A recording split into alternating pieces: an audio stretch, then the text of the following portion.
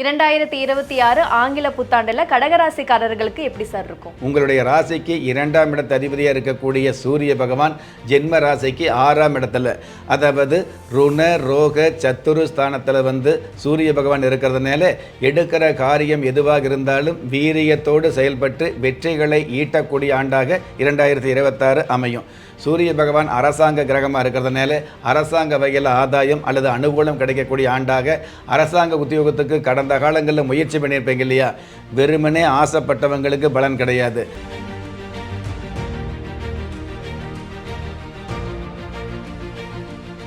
ராஜயோகம் டிவி நேயர்கள் அனைவருக்கும் வணக்கம். இன்னைக்கு ஆங்கில புத்தாண்டோட சிறப்பு பலன்களை பார்க்க இருக்கோம். அதுக்காக ராஜயோகம் புகழ் ராஜயோகம் டாக்டர் கே ராம் சார் அவர்களை நிகழ்ச்சிக்குள்ள வெல்கம் பண்ணிடலாம்.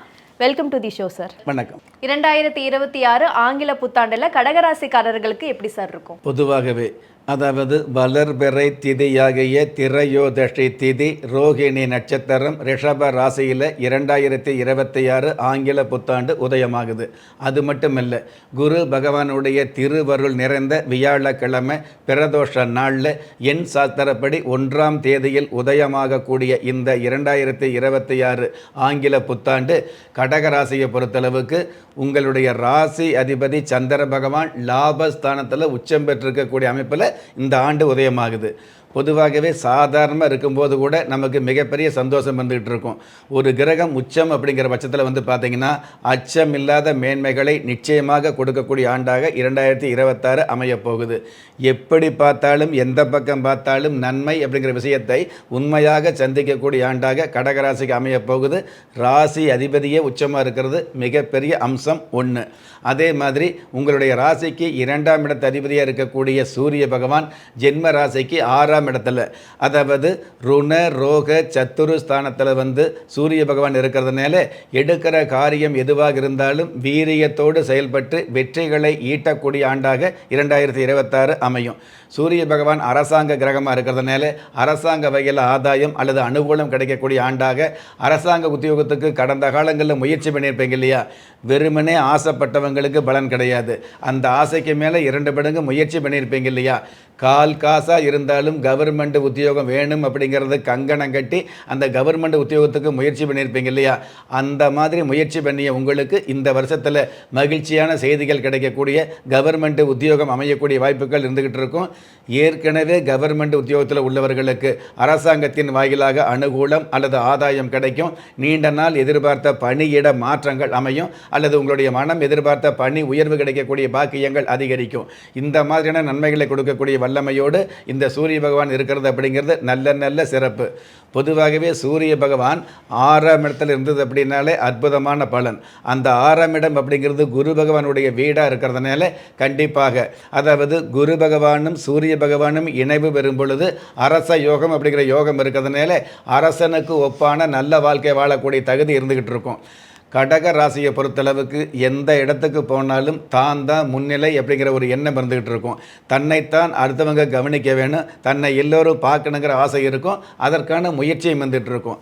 4 பேரோடு நடந்து போனால் கூட நாம் தனியாக தெரியணுங்கிற எண்ணம் கடகராசிக்கு கொஞ்சம் அதிகமாக இருந்துகிட்டு இருக்கும்.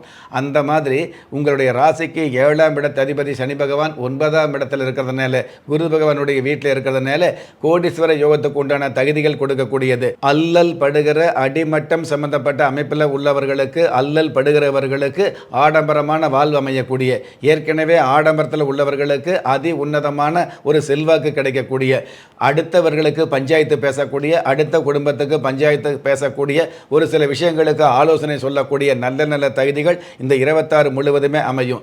கடன் சம்பந்தப்பட்ட விஷயங்களில் பார்த்தீங்கன்னா தேவையான கடன் தான் வாங்கணும், தேவையில்லாமல் கடன் வாங்கக்கூடாது அப்படிங்கிற திட்டம் மிகப்பெரிய கட்டமைப்பாக செயல்படக்கூடிய ஆண்டாக கடகராசிக்கு 2026 அமையும். இந்த மாதிரியான நல்ல பாக்கியங்களை மெல்ல கொடுக்கக்கூடிய கடகராசிக்கு இந்த 2026 ஆண்டினுடைய துவக்கத்தில் பார்த்தீங்க அப்படின்னா உங்களுடைய ஜென்ம ராசிக்கு 6ஆம் இடத்துல 4 கிரகங்கள் சேர்ந்து இருக்கிறதுனால, பொதுவாகவே 4 கிரகங்கள் சேரும் பொழுது நல்லது அப்படிங்கிறத விட தேவையில்லாத பொல்லாப்பு அப்படிங்கிறது அதிகமாக இருந்துகிட்டு இருக்கும். நீங்கள் யாருக்கு உதவி செய்கிறீங்களோ அல்லது யாருக்கு நல்லது பண்ணுறீங்களோ அல்லது யாரை அதிகமாக நம்புறீங்களோ அவங்க மூலமாக உங்களுக்கு சேதாரம் ஏற்படக்கூடிய, ஆதாரமான உங்களுடைய வாழ்க்கையில் தேவையில்லாத சேதாரம் ஏற்படக்கூடிய அமைப்பு இந்த 4 கிரக சேர்க்கையில் இருந்துட்டு இருக்குது. அதனால் எந்த ஒரு விஷயமாக இருந்தாலும், அதாவது உலகத்தில் உள்ள எல்லோரையுமே நம்புற மாதிரி நடிக்கணும், ஆனால் யாரையுமே நம்பக்கூடாது அப்படிங்கிற விஷயத்தில் நீங்கள் உறுதியாக இருந்தீங்க அப்படின்னா உன்னதமான உயர்வுகள் 2026 அமையும் அப்படிங்கிறது நன்மை. Super sir. இந்த 2026 கடகராசிக்காரர்களுக்கு கடைசியாக ஒரு பாயிண்ட் சொன்னீங்க சார். அது கடகராசிக்கு மட்டும் இல்லை, எல்லாத்துக்கும் பொருந்தும்னு நினைக்கிறேன். ரொம்ப அழகாக ஒரே வரியில் எப்படி இவ்வளோ பெரிய விஷயத்த ரொம்ப சிம்பிளாக சொன்னீங்கன்னு தெரில, பட் ரொம்ப ஆழமாக இருந்துச்சு சார் அந்த கருத்து. அண்ட் 2026 கடகராசிக்கு பொதுவாக கடகராசி ரொம்ப துடிப்பாக இருப்பாங்க அப்படின்னு சொல்லிட்டு நம்ம கேள்விப்பட்டிருக்கோம். அப்படி துடிப்பாக உள்ளவங்களுக்கு ஓடிட்டே தான் இருக்கும், அதுக்கான வருமானம் அமையவே மாட்டேங்குதுன்னு சொல்லிட்டு ரொம்ப ஃபீல் பண்ணிட்டு இருக்காங்க. இந்த வருடமாக தான் உங்களுக்கு அமையுமா? பொதுவாகவே கடகராசியை சேர்ந்தவர்களுக்கு பயணம் அப்படிங்கிறது அதிகமாக இருக்கும். காலில் சக்கரம் கட்டின மாதிரி அதிகமாக அலைய வேண்டியது, அலைச்சல் இருக்க வேண்டிய ஒரு அமைப்பு இருந்துக்கிட்டு இருக்கும். ஆனால் அந்த அலைச்சலுக்கு தகுந்த விளைச்சலும் கடகராசிக்கு கண்டிப்பாக கிடைக்கும். கிடைக்க வைக்கக்கூடிய தகுதி கடகராசிக்கு அதிகமாக இருக்குது. அதாவது இந்த கிரகம் இங்கே வருது, இந்த நேரம் நல்ல நேரம், இந்த நேரம் நமக்கு நல்லது நடக்க போகுது, இப்போ அதிர்ஷ்டம் வருது அப்படின்னு எதிர்பார்க்காம தனக்குத்தானே முயற்சி செய்து முன்னேறக்கூடிய ஒரு மிகப்பெரிய பாக்கியம் கடகராசிக்கு எல்லா நாளும் இருக்குது அப்படிங்கிறது யதார்த்தம். அப்படிப்பட்ட கடகராசியை சேர்ந்த ஒரு சில பேருக்கு நேரம் நல்லா இருந்து காலம் நல்லா இருந்து கூட காசு பணம் கிடைக்கல அப்படின்னு கவலைப்படுறவங்க கண்டிப்பாக திங்கட்கிழமை நாளில் பார்வதி தேவியாரை வழிபாடு வச்சுக்கிறது சிறப்பாக இருந்துக்கிட்டு இருக்கும். திங்கட்கிழமை நாளில் சோம வாரம் என்று சொல்லக்கூடிய திங்கட்கிழமை நாட்களில் பெண் தெய்வமாகிய பார்வதி தேவியை வழிபாடு வச்சுக்கிறது ரொம்ப ரொம்ப நல்லது. அல்லது ஏதாவது ஒரு பெண் தெய்வத்தை கோயிலில் காலை நேரத்தில் ஒரு அகல் விளக்கு ஏற்றி அந்த கோயிலை 3 முறை வலம் வந்து, அல்லது அந்த பிரகாரத்தை 3 முறை வலம் வந்து, அது பெரிய கோயிலாக இருந்துன்னு வைங்களே, வெறுமனே அகல் விளக்கு மட்டும் ஏற்றி வச்சுட்டு உங்களுடைய பெயர் நாமாவளியை சொல்லி ஒரு பிரார்த்தனை பண்ணிக்கிட்டீங்க அப்படின்னா சோம வாரத்தில் சொல்லக்கூடிய வேண்டக்கூடிய இந்த பிரார்த்தனை நீங்கள் சொல்லிக்கிற மாதிரி வாழக்கூடிய தகுதியை நிச்சயமாக கொடுக்கும். ஒரு சில பேருக்கு நீங்கள் இருக்கக்கூடிய பகுதியை ஆளக்கூடிய தகுதியையும் நிச்சயமாக கொடுக்கும். இந்த 2026 கடகராசிக்காரர்களுக்கு ரொம்ப சிறப்பாக இருக்கும். எந்த மாதிரியான வழிபாடு முறைகள்லாம் மேற்கொள்ளலாம் அப்படிங்கிற தெளிவான விளக்கத்தை கொடுத்தீங்க சார். நிகழ்ச்சியில் கலந்துக்கிட்டதுக்கு நன்றி.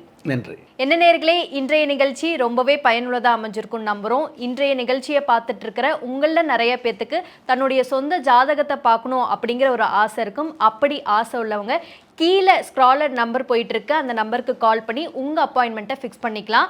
ஆனால் இந்த number only for the appointment, அதாவது முன்பதிவிற்கு மட்டும்தான். நம்ம ராஜயோகம் டிவியில் புத்தம் புதிய ஆன்மீக தகவல், தினப்பலன், மாத பலன் நிகழ்ச்சிகள் ஒளிபரப்பாயிட்டு இருக்கு.